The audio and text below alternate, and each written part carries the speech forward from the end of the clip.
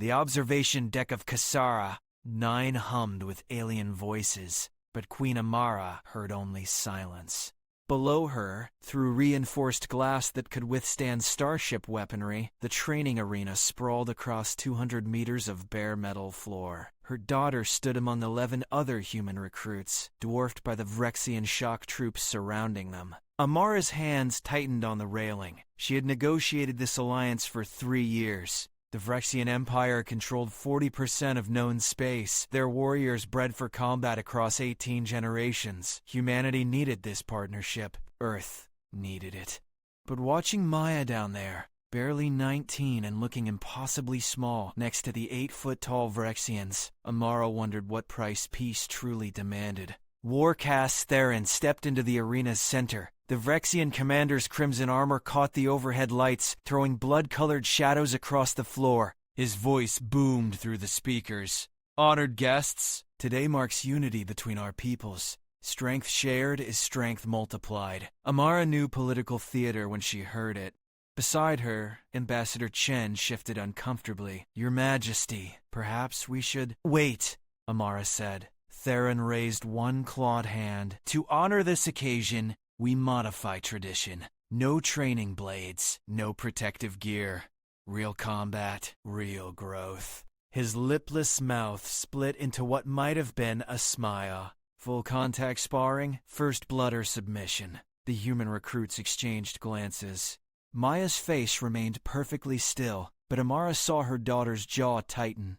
That was Maya's tell. The same expression she'd worn at 6 years old when the older children said she couldn't climb the palace walls. She'd climbed them anyway and broken her arm in the fall. "Your Majesty, this wasn't the agreement," Chen whispered urgently. "The training protocols specifically outlined?"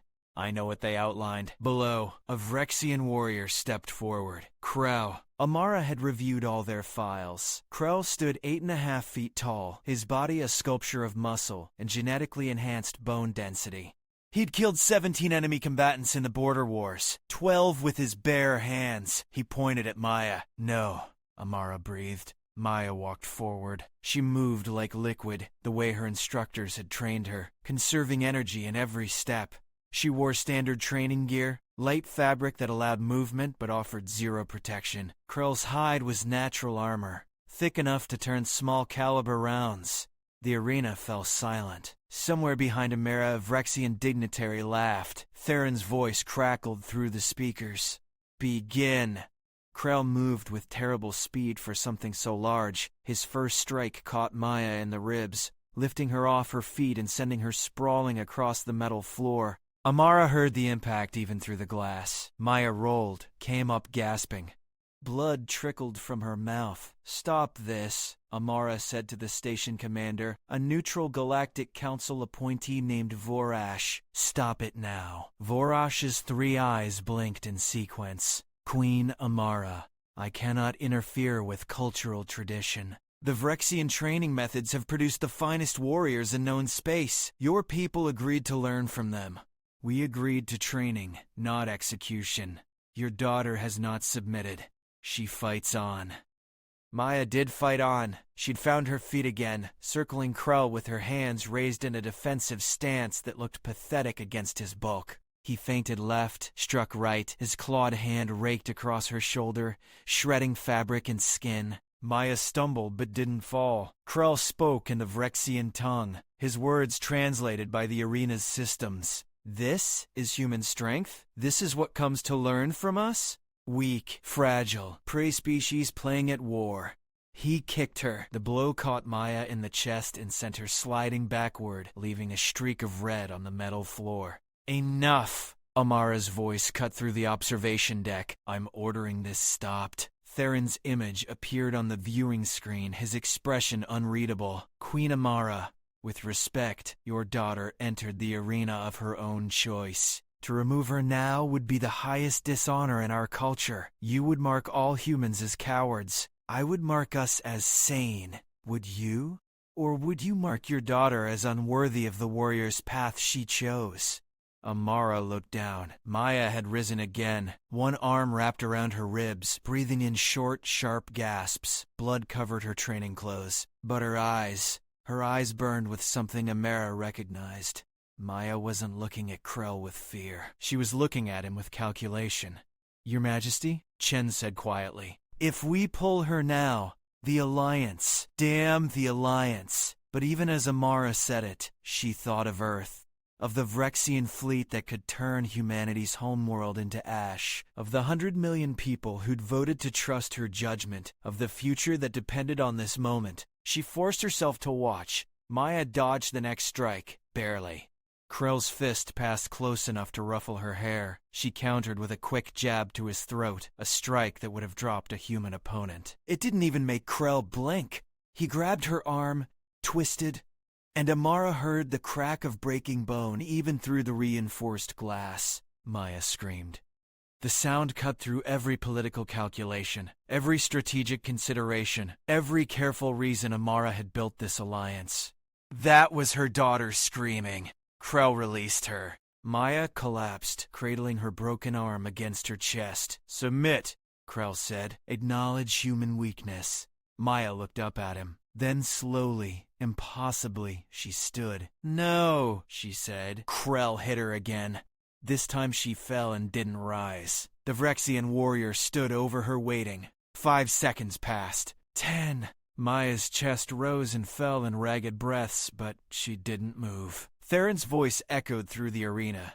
Submission by incapacitation. Victory to Krell. Glory to the strong. Medical drones swarmed into the arena. Amara was already moving toward the exit, Chen and her security details scrambling to follow. She reached the medical bay before they'd finished scanning Maya's injuries. Fractured ribs, broken radius and ulna, severe contusions, possible concussion, internal bleeding that required immediate treatment. The list scrolled across the medical display like an accusation. Maya's eyes opened as Amara approached the bed. "Mom," she whispered, "I'm sorry." "For what?" "I lost." Amara took her daughter's uninjured hand, careful of the IV lines and monitoring equipment. "No, I lost. I brought you here. I thought—" Her voice caught. "I thought I was building peace. You are." Maya's words came with effort, each breath clearly painful despite the medication. "This is just the price, an unacceptable price." "Maybe." Maya's eyes drifted closed, then forced themselves open again. "But Jake's fighting tomorrow, and Lena, and all the others. We knew it wouldn't be easy. I didn't know it would be this." 3 days later, Amara stood in the same observation deck, watching Jake carried out on a stretcher. The Vrexian who'd beaten him, a female warrior named Zara, hadn't even broken a sweat. Jake's left leg bent at an angle that made Amara's stomach turn. Lena fought next. She lasted 8 minutes before a strike to her spine left her motionless on the arena floor. The medical report said she might walk again, with extensive treatment and time. Might. Ambassador Chen stood beside Amara, his face gray. "Your Majesty, we need to withdraw. This isn't training, it's systematic brutalization. I know what it is. Then why are we still here? Because pulling out would mean admitting failure, because the Vrexian Empire would see humanity as weak, unreliable partners, because Earth's defense depended on maintaining this alliance, because all the reasons felt hollow. Maya had been released from medical that morning against the doctor's recommendations. Her arm was in a regeneration cast, her ribs wrapped in support bandaging. She should have been in bed. Instead, she sat in the human quarters, reviewing arena footage on a datapad. Amara found her there as the station's artificial night cycle began. "You should be resting. Can't rest." Maya didn't look up from the screen. "Look at this. Krell's response time in the first minute versus the 5th minute. See how it degrades? Maya. And here, when he struck Jake, his pupils were dilated, heart rate elevated beyond normal combat levels." Maya finally met her mother's eyes. "They're using something, some kind of enhancement." Amara sat down beside her daughter. "Even if they are, what difference does it make? It makes all the difference. They're not just stronger than us naturally. They're cheating." Maya's good hand clenched into a fist. "And they're laughing at us while they do it. So we leave. We find another way. There is no other way. You know that." Maya turned back to the screen. The Vrexian Empire is the only military power strong enough to guarantee Earth's protection. Without them, we're alone against the frontier raiders, the contested zones, everything. I won't sacrifice you for politics. You're not sacrificing me. I'm choosing. Maya's voice softened. Mom, I knew what I signed up for. We all did. The other recruits, we talked about it before we came. We knew the Vrexians wouldn't go easy on us. This isn't not going easy. This is deliberate brutality. Maya pulled up another video file, which is why I'm going to do something about it. The footage showed Krell after his fight with Maya, being escorted from the arena by two other Vrexians. They supported his weight between them. In the corner of the frame, barely visible, one of them injected something into Krell's neck. The Vrexian warrior's trembling stopped immediately. I've been reviewing all the post-fight footage I could access, Maya said. They all get the injection, every single one, and watch their behavior in extended fights. She showed Amara 3 different matches. In each one, the Vrexian warrior started strong, but showed signs of strain after 10 minutes. Elevated breathing, muscle tremors, coordination problems. The symptoms appeared in all of them. It's a stimulant, Maya said. Something that enhances their natural abilities but burns out fast. That's why they end fights quickly. Not because they're overwhelmingly superior, but because they have to. You're guessing. I'm analyzing data. Mom, I'm a combat specialist. This is what I'm trained to do. Maya met her mother's gaze. And I'm trained to do something else too. What? Fight back. The next morning, Maya walked into the arena during the Vrexian training session. Theron looked up from instructing his warriors, surprise flickering across his face. Maya's voice carried across the space. I invoke the right of blood challenge. Krell, I challenge you to single combat under ancient law. The arena fell silent. Theron's expression shifted from surprise to something that might have been respect. Human, you do not understand what you ask. The right of blood challenge is fought to submission or death. No medical intervention. No mercy. I understand perfectly. You are injured. I am standing. That makes me fit to fight. Maya stepped forward. Unless Vrexian law has exceptions I'm not aware of. Unless the great warrior Krell fears a rematch with prey species. Krell rose from where he'd been sitting. His voice rumbled through the arena. I fear nothing, least of all broken human. Then you accept? I accept. Krell smiled, showing all his teeth. I will enjoy teaching you the lesson you failed to learn. Terran looked between them. This is unwise, human. Your queen will not thank me for allowing this. My queen, Maya said, doesn't control my choices.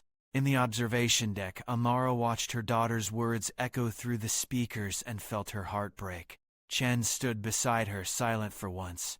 He learned there was nothing to say. Theron raised his hand. Under ancient law, blood challenge is accepted. Combat begins at Arena Dawn 2 days hence. May the worthy prevail. Maya bowed, the gesture perfect Vrexian protocol, and left. Amara found her in the human quarters an hour later. Maya was running on a treadmill, sweat soaking through her shirt, her wrapped ribs, clearly causing pain with every breath. Stop, Amara said. Maya kept running. Maya, stop this. I order you as your queen. You can't order me to withdraw from a blood challenge. Vrexian law supersedes Terran authority on Kasara. 9. You signed that treaty yourself. Maya's breathing came hard, but steady. And even if you could, I wouldn't obey. Amara stepped in front of the treadmill, forcing Maya to stop or run into her. Maya stopped, breathing heavily. He'll kill you, Amara said. Maybe. Definitely. Maya, I've seen your analysis. I believe you about the stimulants. But even if Krell is enhanced, he's still a trained warrior with twice your mass and natural armor. This isn't strategy or intelligence. This is physics. Physics says an object in motion stays in motion unless acted upon by an outside force. Maya wiped sweat from her face. The Vrexians are used to being the unstoppable force. They've never met an immovable object. You're not immovable. You're human. You're fragile. And breakable, and still standing. Maya's eyes held Amara's. Mom, do you know what Jake said to me before they carried him out? He said, make them regret it. Lena, before she lost feeling in her legs, she said the same thing. All of us, every human in this program, we came here knowing we might not leave. We came anyway. Why? Because someone has to show them. Maya's voice dropped. The Vrexians think they're superior because they're stronger. They think strength is all that matters in war. But humanity didn't climb to the top of Earth's food chain by being the strongest. We did it by being too stubborn to quit. Stubbornness won't stop Krell's fists. No, but endurance will. Strategy will. Adaptation will. Maya started the treadmill again. I have 2 days to prepare. I'm not wasting them. Amara watched her daughter run. What can I do? Document everything. The stimulant injections, the rule changes, all of it. Because when I win, if you win, when I win, Maya repeated firmly, I'm going to need you to make sure everyone knows how. The next 2 days passed in a blur of brutal preparation. Maya trained in short, intense sessions focused on mobility and endurance. She studied every second of footage showing Krell's fighting style, memorizing his patterns, his preferences, his tells. She ate carefully balanced meals designed to fuel performance without weighing her down. She slept in precise intervals optimized for recovery. Amara watched it all, documenting as Maya had asked. She also did something else. She reached out to contacts in Galactic Council intelligence, pulling strings she'd built over 3 years of diplomatic work. The information they sent back confirmed Maya's suspicions. The stimulant was called Wrath Rush, a combat drug that enhanced Vrexian physiology but caused severe strain on the body. Extended use led to muscle degradation, heart failure, neurological damage. The Vrexians had banned its use in their own military 2 decades ago. Too many warriors had died from overdose or long-term effects. But here, on Kasara 9, with humans to brutalize and humiliate, they brought it back. Arena Dawn came too quickly. Amara stood in the observation deck, surrounded by Vrexian dignitaries, Galactic Council observers, and human witnesses. The arena had been cleared of all equipment. 200 meters of bare metal floor, 2 warriors, no escape. Maya entered from the human side. She wore minimal clothing, just enough for modesty, leaving her body free to move. The regeneration cast had been removed from her arm. The bone healed enough to function, though still fragile. Her ribs were unwrapped. Every injury from the first fight was visible on her body, a map of purple and yellow bruises. Krell entered from the Vrexian side. He looked invincible. 8.5 feet of muscle and bone and genetically perfected aggression. His eyes tracked Maya like a predator watching prey. Theron stood at the arena's edge. Under ancient law, this combat is witnessed and binding. Submit or fall. Begin, Krell charged. Maya ran. She didn't meet his charge or try to dodge. She ran in the opposite direction, putting distance between them. Krell pursued, his longer legs closing the gap quickly.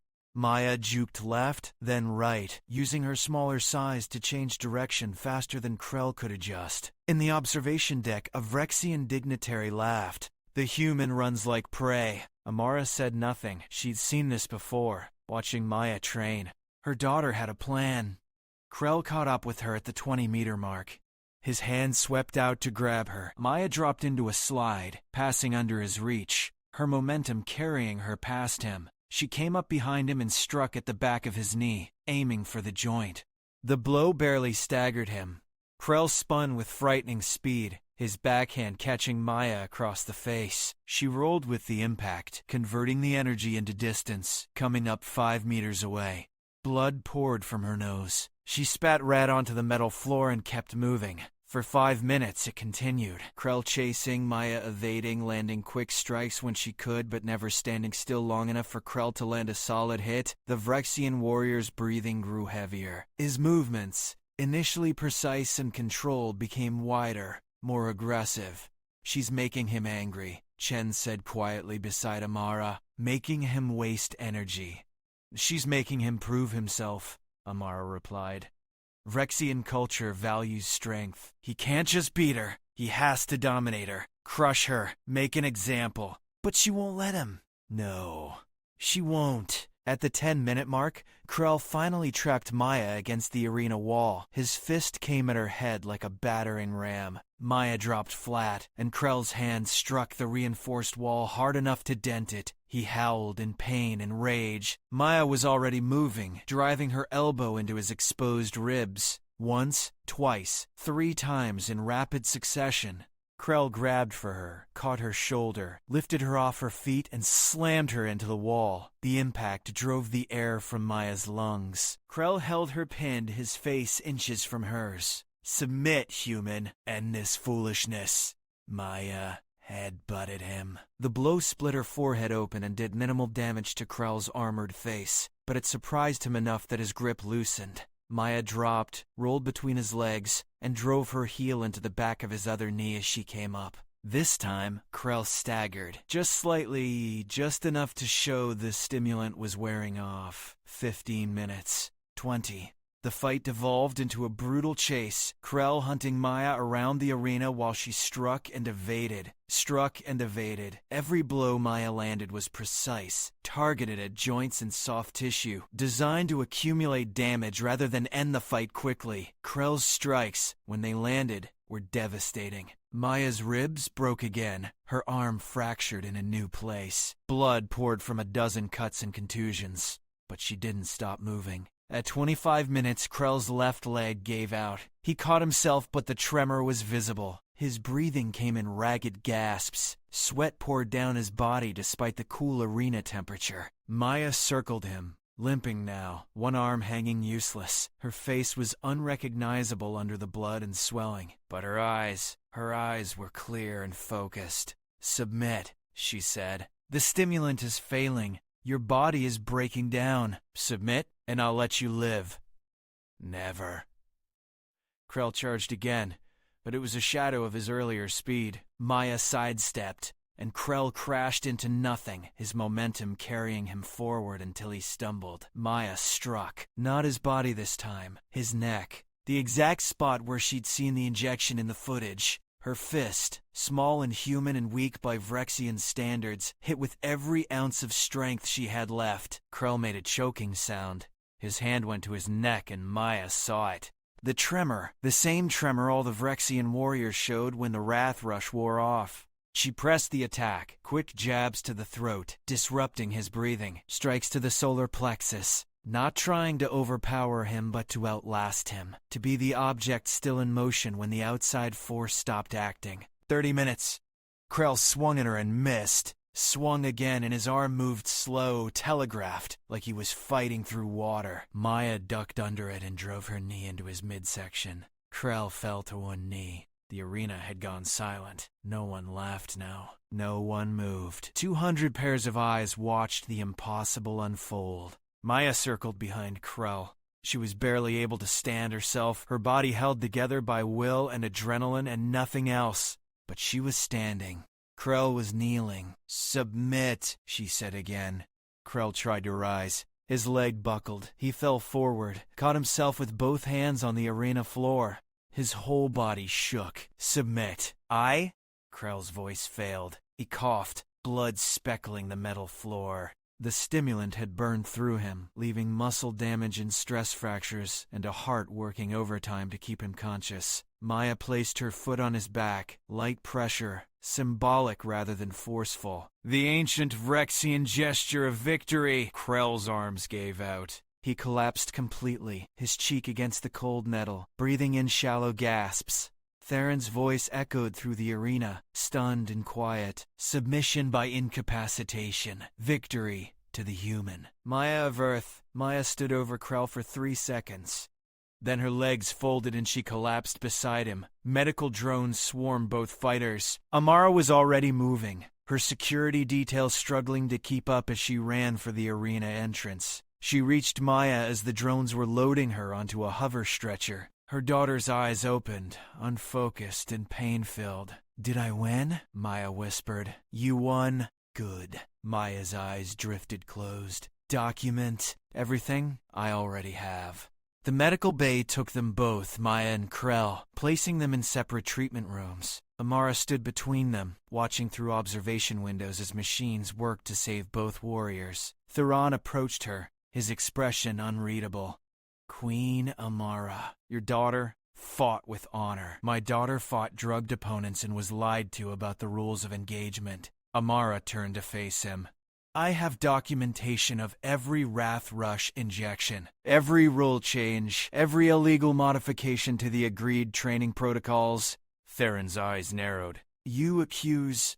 I don't accuse. I state facts. Your warriors have been using a banned stimulant to brutalize human recruits while claiming natural superiority. Amara stepped forward. And my daughter just proved that even with your chemical advantages, human endurance and determination can outlast Vrexian strength. One victory does not.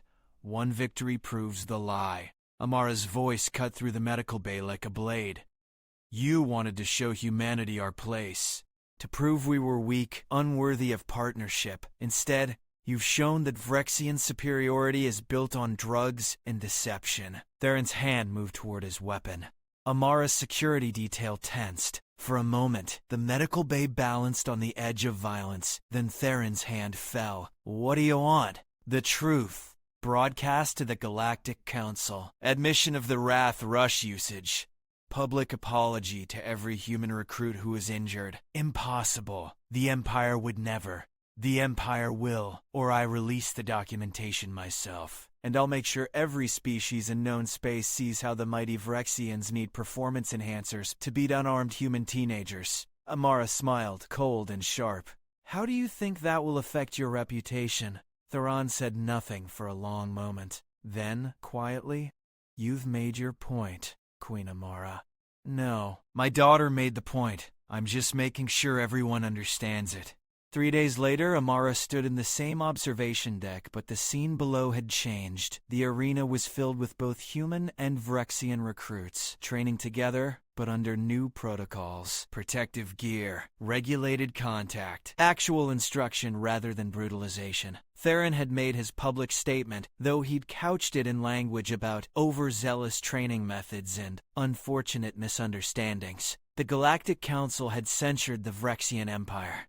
Not enough to break the alliance, but enough to establish boundaries.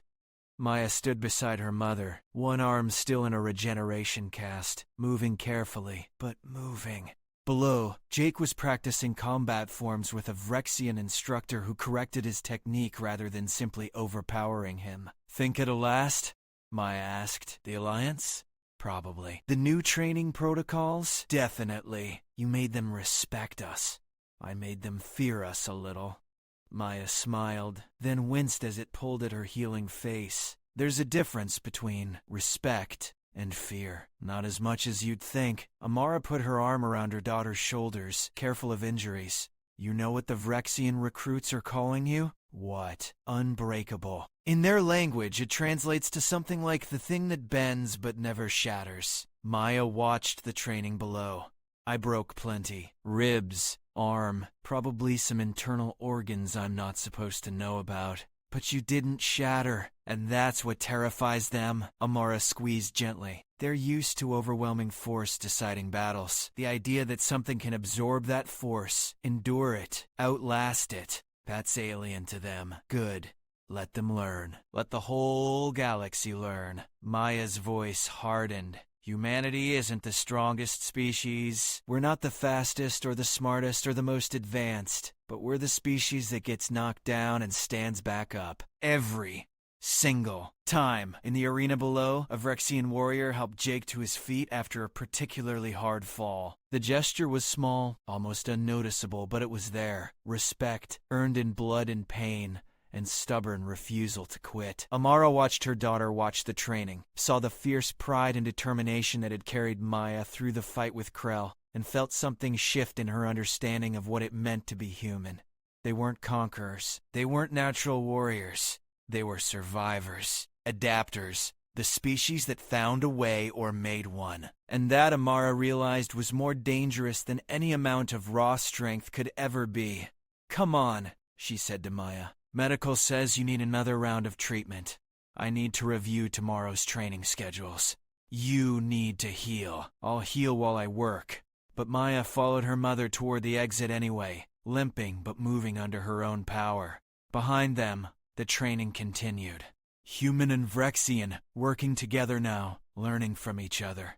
Building something new from the wreckage of the old assumptions. The alliance would hold, not because humanity had proven themselves as strong as the Vrexians, but because they'd proven something more important. They'd proven that strength alone wasn't enough to break them. And in the dangerous galaxy beyond Kasara 9, where threats lurked in every shadow and wars could erupt without warning, that lesson might be the one thing that kept both species alive. Maya looked back one more time at the arena before the doors closed. Below, the humans trained with the same fierce determination she'd shown in her fight. They'd all watched her defeat Krell. They'd all learned the same lesson. Humanity didn't win by being the strongest. They won by refusing to lose, and that, in the end, made all the difference.